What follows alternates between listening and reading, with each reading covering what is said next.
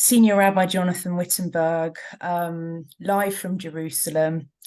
I think the amount of people who are gathered here in the Zoom room this evening is a testament to the days that we're living through, but particularly to what it means for us as a whole community for Rabbi Jonathan to be in Israel at the moment, and to be representing the Masorti movement on a solidarity mission.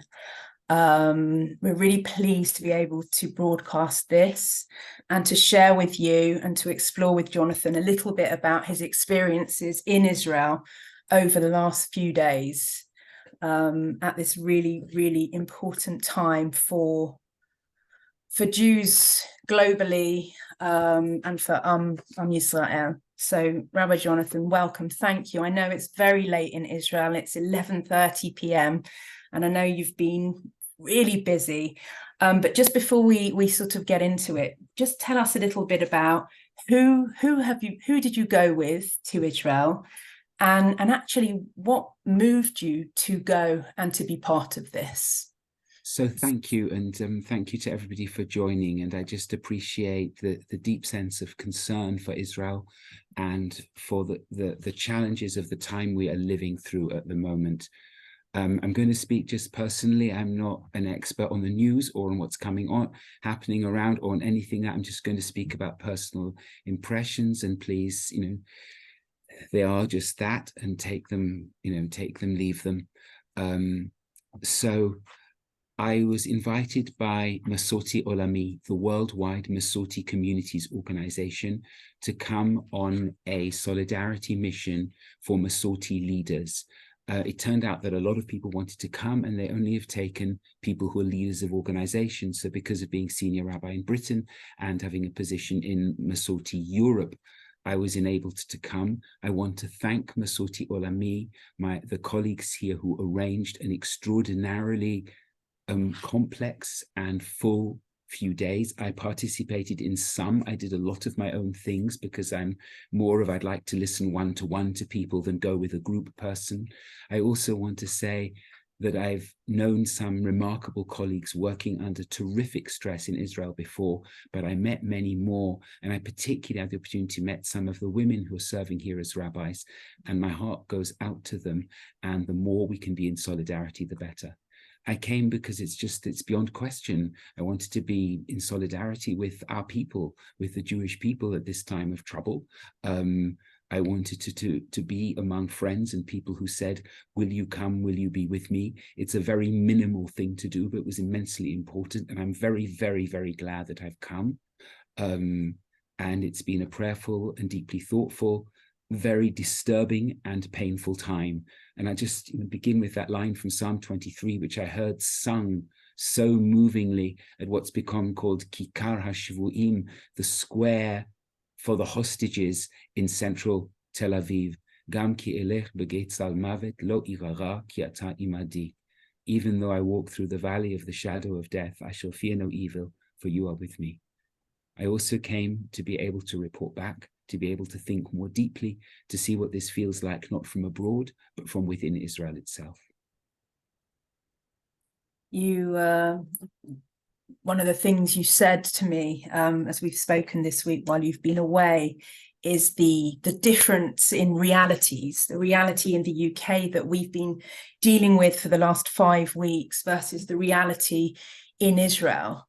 And I wondered a little bit about what is the reality in Israel, and what are the key feelings you're picking up from society that you've met and encountered? I can only speak about what I've encountered. The realities are complex, but some things are very, very clear.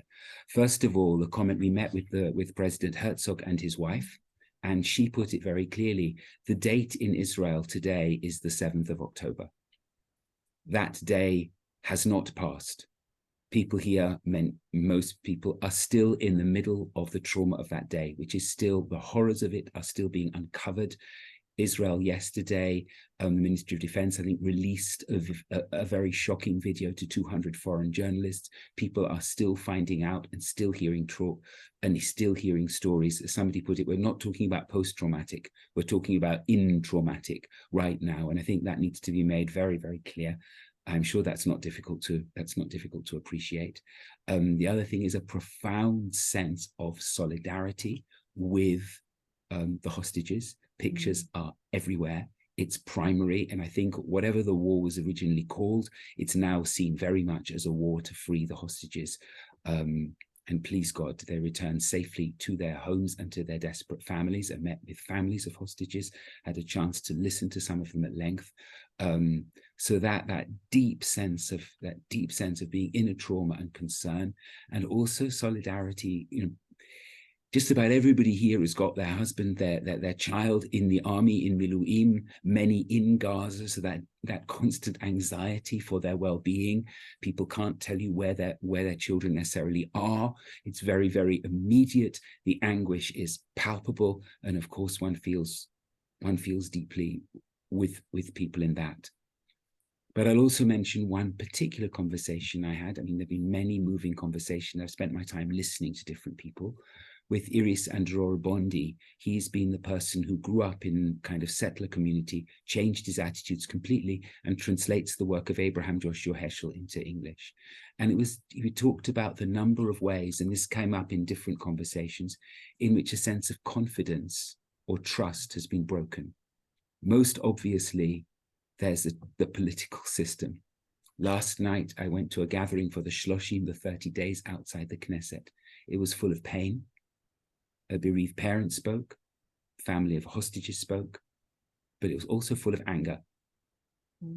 Anger, So the sense of confidence in Israel's government, people say again and again, the government just is absent, but civil society is amazingly there. The other thing is a sense that of lack of confidence being rectified now in the military. How did this happen? How could this been allowed to happen? A country that's prided itself on its security. How could it be the case that for hours and hours soldiers couldn't get to people? People thought within an hour the army will come, and it didn't. It was 7 hours, I think sometimes even more. And another is for people who've been really working very hard on coexistence. Is that real? Who do we fear? Is every non-Jew a potential Hamas person? I mean, the answer to that is no, but the fear is very real. Who can we trust? Iris said, her children are simply afraid. And then there's an inner sense of uncertainty and insecurity. Where will this go? What about the day after? Will the country have a real rethink and a rebirth? I'll say more about that later. Or will this go further right? Who knows what's going to happen then? And for many people, there's a crisis of faith. Where is God in this? And where am I in it? I'm thinking so much about this word hineni. I'm here, I want to be here with my people. And hine is coming together of ani, I, and hine. Look, I'm here. And I kind of feel like one can't, what is the I? People are insecure in who we are. And in spite of the solidarity and the strength and the determination, that those questions of profound uncertainty they're just there below the surface. And it's also not clear to people whether the kind of solidarity across so many people here is going to last for very long or not. So those are some of the key feelings. I think, the feelings of, or the lack of feelings around safety. I've heard many stories from friends in Israel at the moment who are not feeling safe. And I think, interestingly, that's something that is resonating around the world. And this is not a time of feeling safe. I'm interested, you mentioned Iris. I'm interested to hear about some of the other important people that you met and who's been part of this journey with you in Israel. So I yesterday the group went south, and I didn't actually go with them. I decided I wanted to simply listen to people, and I'll just tell you about 2 or 3 of the people I met. So I went with Derech Lahachlama, which take Palestinian families to hospitals. But really, the driver, I don't know whether I'm free to name or not, so I just won't name where I'm not sure, I haven't got permission. She just sat with me for a coffee afterwards and poured out her heart. Her parents had been on Alumim, which luckily they were safe, but she did not know for a long time. She comes from a Bnei Akiva family. Her parents are deeply religious, but that, her father particularly feels really broken by what happened in terms of his faith. Her brother is really a kind of Haredi. She says, I do what I do not because of my Judaism, but in spite of my Judaism. My Judaism is not helping me here. I'm trying to put one foot in front of the other as a human being and find out how to do that. Somebody else, a good friend, said to me, what matters to me is to sanctify life, not sanctify land. Yeah. So that conversation, I just felt actually that I felt like just to listen to someone pour their heart out is important. And I just want to say to people, keep going with phoning, WhatsApping, Zooming, listening, engaging with family, with friends in Israel. It's perhaps the most important thing we do. It's what we must do. That is a form of solidarity. And then we went, a good friend of mine has been a teacher of Arabic and Hebrew language. She's now a specialist in Chinese medicine. And she 4 of her class were killed. And like many Israelis, she's been to funeral after funeral after funeral. And so queues for funerals and people waiting completely patiently. So she took me to meet one of the families. The mother is American, so fluent English, Ilana Kaminka, and their son Yanai, was killed in the very first probably hour of attack. He was defending his army base, which had new recruits, and he told them to hide, and 7 of them were killed, probably by an RPG. And she talked about her son and how her son had found himself doing Shnat Sherut, a year of community service and in the army, because the responsibility built him. And he would spend time with each of his soldiers, really listening to them personally, caring for them, going to do home visits as really almost like a therapist and a supporter as well as an officer. And they loved him for it. And she was hearing stories about that. But what struck me, and she's spoken to the BBC on more than one occasion, who said it'd been very friendly to her. The story is also published in Haaretz.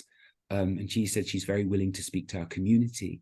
And what struck me so important about that is, for the non-Jewish world who have this image, as soon as they see a soldier in Israeli army or uniform, the kind of prejudices that come in. And she could unpack those and talk about the humanity. But she still very much believes, she says, I will continue to work for Ir Amim, which is the pluralism of Jerusalem. I will continue to work. He said, I've worked for the Bereaved Parents Forum. Now I'm part of the Bereaved Parents Forum. I shall continue to support that. And it was just, I take away that story. I need to write back and appreciate it. And then we met with the president and his wife, President Herzog. Very, very forthright, very, very clear in his messaging, and very sort of blunt in them. Now is the time to re-believe in Judaism's values. He said, now is the time to question the left. Where's it gone wrong across Europe and across the world? He said, if Israel doesn't fight this war, then it'll be in Europe. And once it's been in Europe, it'll be in America. Absolute certainties, leaving me with, I have to say, with questions around them when I left Beit HaNasi. Many other meetings, which I kind of trying to write myself notes about to learn from and much to think about. But by far the deepest emotion that I have is the levels of pain and wanting to listen, accompany, to be there with, and be there for. And I'm really glad that I'm due to come back to Israel in February, March. Yeah. Out of, you've talked about these quite amazing plethora of people that you met. I wondered whether we could hear just a little bit. Did you manage to meet people of other faiths? Did you manage to meet anybody, anybody Palestinian, and what was sort of their part of this and their narrative and story? So it was important to me to try to meet people of one or two people of other faiths. I'm sitting here with Simon and Rivana Lichman, and Simon Lichman came with me to meet Sari Nusseibeh, who's come from a long-standing central Palestinian family. We were at his home this afternoon and very graciously welcomed. That was set up by Ed Kessler. I'm very concerned because one of the things we're concerned about in Britain, and I need to say a little bit more about the differences later, is are we still able to communicate across the faiths? And it's necessary and it's really important. So I wanted to learn more about that. So I actually asked him about it and talked to him about things that were going through my mind. And really that affirmed the importance of trying to cross the silence, and then I met with Richard Sewell, who's the dean of a Christian college here, St. George's, which is in Sheikh Jarrah, in sort of on the boundaries between West and East Jerusalem. He's lived here for many years, and his community is really Palestinian Christians. And let's be clear, they know who Hamas is, and they know that if it's not for Israel, Christian community is next.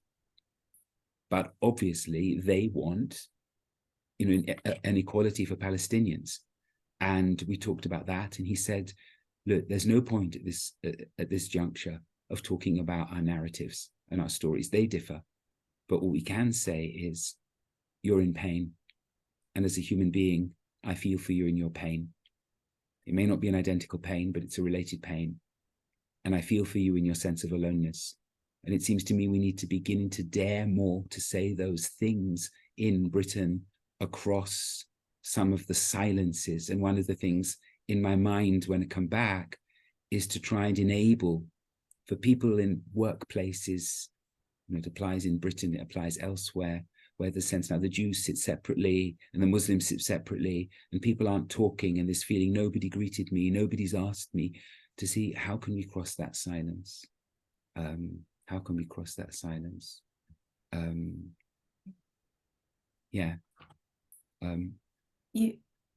You mentioned, you sort of mentioned it a little bit earlier, but I wanted to sort of just come back to it just a little bit. One of the questions I think, we hear, a lot of people in the UK and the Masorti movement have been very involved in the democracy campaign pre-October the 7th, and been involved in, also very aware of the huge divides and splits in Israeli society. And I suppose one of the questions, that I'm interested to hear from you is Israeli society, does it feel to you to be truly united after, what's happened? So there's a very strong sense of civil society. We went to visit the basement sort of warehouse of Achim LaNeshek. Achim LaNeshek was some of the military that got behind the democracy movement. They're now Achim Vachayot LiYisrael. So they've changed their name, and they've been working kind of from day one. And people in tech, there's an extraordinary effort of civil society, and to support the war effort, but also to support the creation of a new society afterwards, and a very strong sense among them that there also has to be a political goal and a political solution. You can't solve things by war alone, and that's being said, but I don't think there's a clear plan of how that could, how that's going to happen. But I really have heard from several quarters this unity. How long will it last? What will be the quarrels? There will be a great deal of blame, and that's already beginning to happen. The pro-democracy will blame the government, and the government will blame the pro-democracy movement for being off the watch and allowing this to happen. I think many people in this call will have sort of fairly clear views on which direction to think on that one. There could be a real disintegration and fragmentation, and that is very, very much feared. And if there's a continued breach of trust, where does that leave Israel? And a sense that this is existential. It would appear that Hezbollah has stepped back from massive engagement in the north. It appears that way at the moment, but who knows? But it's existential in another sense, is that the future of Israel as a society and its viability in a region surrounded by Arab and Muslim nations is at stake. Yeah. And the ability to find a path to coexist, to have a political solution which will allow clear borders and a measure of security because there are clear borders is absolutely essential. And without that, the question is this whole experiment of creating a state, where is it now? And that's a very, very disturbing question to face as Israelis and as Jews. I'll also say something different, which is one of the big differences between Britain and people.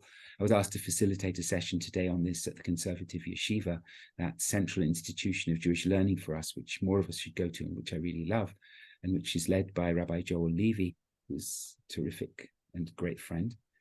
And what's the difference? One of the things I think people are seeing, it seems that people are seeing less, and it's less part of the consciousness here, is the pictures of what's happening in Gaza, which we are confronted with all the time, and the narratives, the reports from Gaza. It's profoundly disturbing. And I haven't heard people saying it's all propaganda.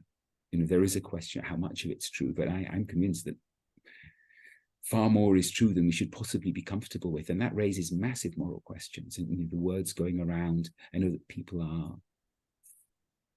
defending themselves against the uses of words like ethnic cleansing and genocide, and that is an immense, painful aspect of being abroad, which is much less part of what I'm hearing of the reality for people emotionally here, which makes the kind of the sense of moral consensus simpler and clearer. It's not where people are at least at the moment. Doesn't mean people have got no pity for the people of Gaza, but that's not, in war, I think it narrows down one's emotional focus to are my children going to survive tomorrow? But we're dealing with that, and it's extremely, extremely difficult. I've got no answer to that. I think, and also not just morally, but also politically and militarily, Western governments' ability to support Israel depends on Israel being seen to allow significant humanitarian support and to abide by the laws of war, whatever they mean in a conflict with an organization like Hamas, which deliberately uses human shields. So it's really, really, really difficult. I mean, the other phenomenon which people ask about, is it, how dangerous is it in London? And the demonstrations. And that's also something to think about and talk about. Yeah. I guess sort of, got a couple more questions, but just thinking very much, there's so much there, and I think there's so many stories that we need to hear, and I think perhaps we have a big thirst to hear from you, really bringing Israel straight to us. What about the hopeful voices? Are there, I don't want to assume there are, but what are the hopeful voices? Who have you spoken to, or what things have you seen that give you some hope about the way forward? I think there are two or three things, and two of them I think apply to Israel, but one of them I want to say applies to us. So we met very early on with Yair Golan. He was in position to be chief of staff, but I think he fell out of favor with Netanyahu, which is probably not that difficult thing to do, and went into retirement. But he was really a war hero on the set. He, in his small Toyota, rescued, I think, 6 or 7 people. Said, my child is hiding in this point, and sent them a marker. And he went back and found them and took them to safety. And that's rehabilitated him as a major central figure, possibly leader of a different party or different government. And I tried to keep notes. Now is the time to build bottom up. We need leaders with a good moral compass and a new moral vision for Israel, how we relate to others, how we fight, and what the moral compass is which we should follow. We need to, and everybody said the Israel now is a different Israel from before the 7th of October, and the Israel after will be a different Israel for now. Profoundly, profoundly different. So that was a note. And last night, Simon's here, we were together outside the Knesset, and you listened to a father whose son had been killed speaking, and he spoke the beginning was very bleak. And when he said also to direct himself as outside the Knesset to the prime minister and said, go, there was this chant of lech, lech, lech. But then he said, we need hope. You can't get anywhere without hope. And the possibility of rebuilding a different kind of society after this. So it's articulated, but there is it's a very long way. It feels a very long way to the day after from where we are now.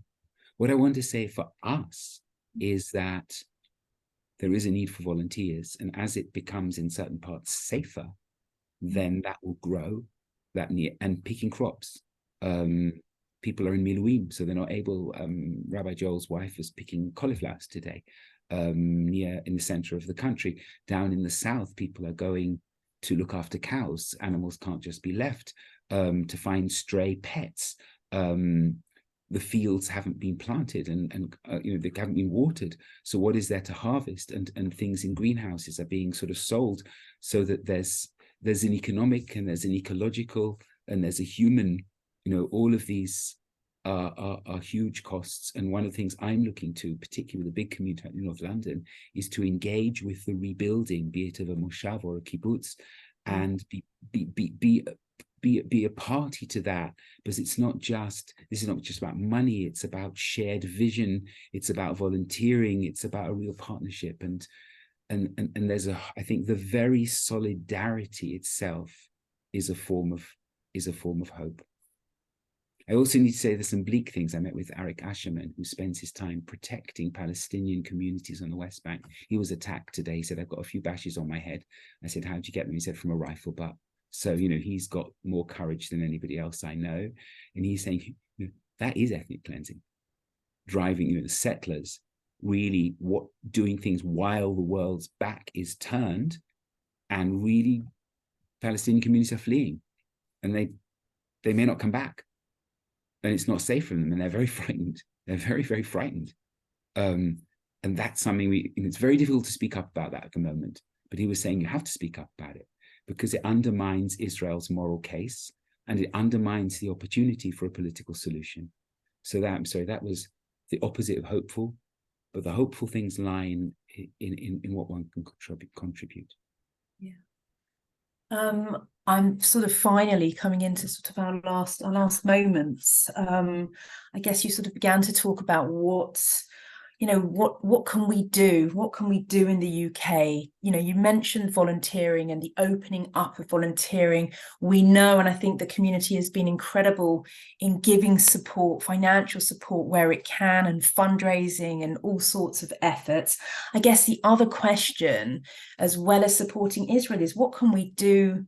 What can we do to support each other? And what do we need to do as a community in the UK to also deal with what's happening, not just in Israel, but also to us as a community?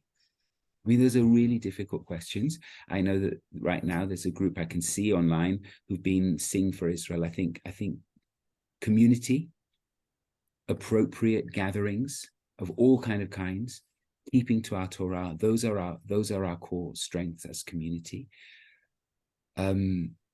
It's terribly, terribly important to keep in touch with as many people as we can in Israel, to listen, to be there, to ensure regularly that we're there. It is valued and it is appreciated. It is not taken for granted. I think being here where it's possible is important, will become more important, become perhaps more possible. Financial support is obviously necessary, and that will continue. And I think perhaps building up funds towards the day when it's possible to rebuild. Trying to cross the silences which we confront is very challenging, but really important. Making sure that we draw into our community, Israelis either who've not felt they needed Jewish community in Britain, and those who are sort of seeking some relief and respite. That's also something we can do. I'm very keen to support my Masorti colleagues as much as possible. Another thing is particularly talking to David Breakstone about orphans, about people who will long-term therapeutic help. What contribution can therapists and trauma specialists in our communities make to support colleagues in Israel?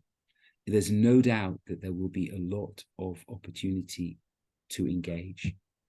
How we kind of respond morally to what's happening in Gaza is really, really difficult.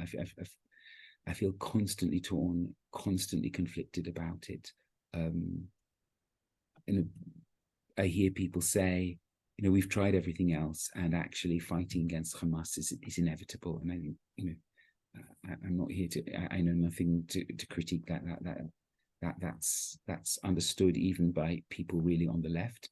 The question is, what's the end game? What will that lead to? Most importantly, the release and return of hostages. Though that probably will happen. If it's going to happen, please God, it will happen through diplomatic channels rather than military ones, but who knows? And I think our heart has to go out to, we can say, very interestingly, the person who was with Derech Lachlamar Road to Recovery said, we're still talking. We can't bring Palestinian families to hospitals from Gaza. We used to meet them every single day, many of them, and take them to hospitals. But I'm still talking to some of them. We're on the phone to each other. Which was really extraordinary. I kind of got and with this I'll conclude in a minute, the email of Dr. Izeldin Abu Alaish, who lost 3 daughters in a previous garden conflict, who wrote the book I Shall Not Hate, and spoke in our synagogue. It was at my home, and he just wrote back to me, what's happening to his family. I don't even want to repeat what he said. It wasn't angry, it was just facts. 10's dead. I think we have to be human beings and try to work out what it means to be human in the image of God. And we need our humanity extends beyond borders. It's not, there's an organization in Israel, Humans Beyond Borders, and we need to be humans beyond borders as well as being loyal to our own people and our Judaism. And in fact, the two, I think, are necessary companions at this very, very difficult time. Jonathan, thank you. Thank you for all of this. Thank you for, first of all, thank you for representing us in Israel at this incredibly difficult time. And thank you for allowing us a little bit of a window in to what's going on in Jerusalem and to what's going on in the country at the moment. I think it's become very clear to us across the Masorti communities how integral Israel is to our everyday existence as Jews living in England. And I think that there is more work and more processing that we need to do to work out, how we respond as a community. And I think, having these conversations and engaging us in this way is absolutely integral to the way forward. So thank you for your thank you and I just feel like I want to do anything I can which is helpful. I think that we will, just before we end, we do, as we've been having these events, we do like to end with some song and some prayer, and I'd like to invite Ayala, if you're here, Ayala. Hi.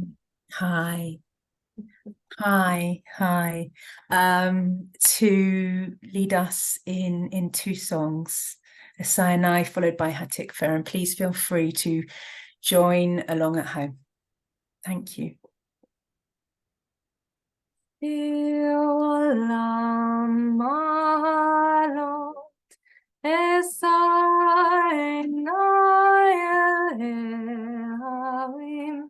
מאין יבוא עזרי מעיר אדוני עושה שמיים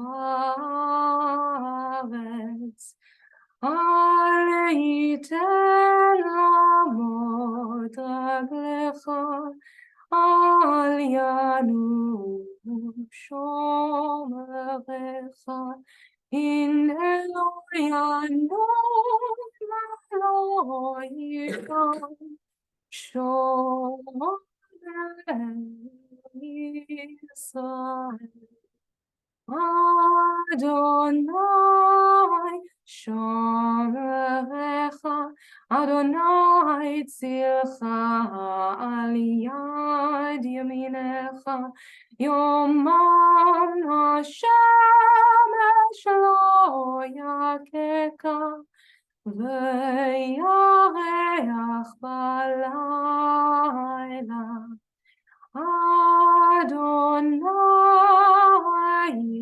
yishmocha, mikol yishmo et nafshecha. Adonai yishmo tzedcha uvoecha me'ata ve'ad olam.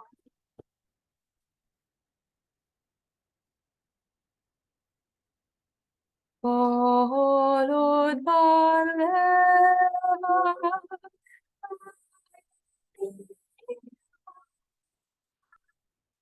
nechivodi homiyad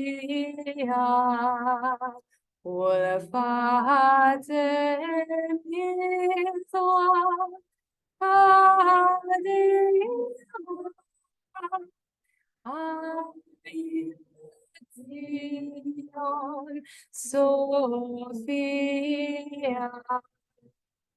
oh Lord,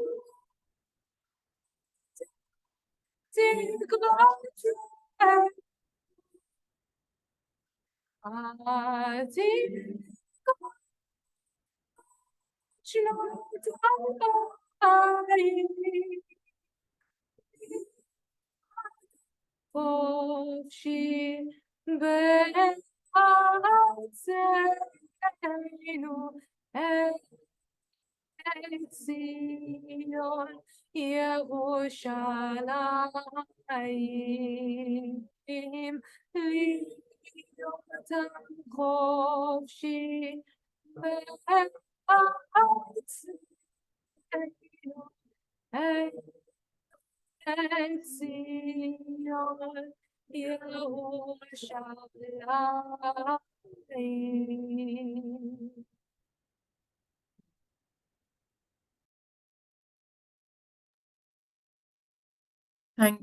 Thank you, everyone, and good night. Thank you, Jonathan. Thank you very much. Thank you to everybody. Thank you, Rachel, and thank you, Ayala, and to everybody for a solidarity with each other. And I'll just say that people coming from all over the Jewish world to here meant a lot to people here.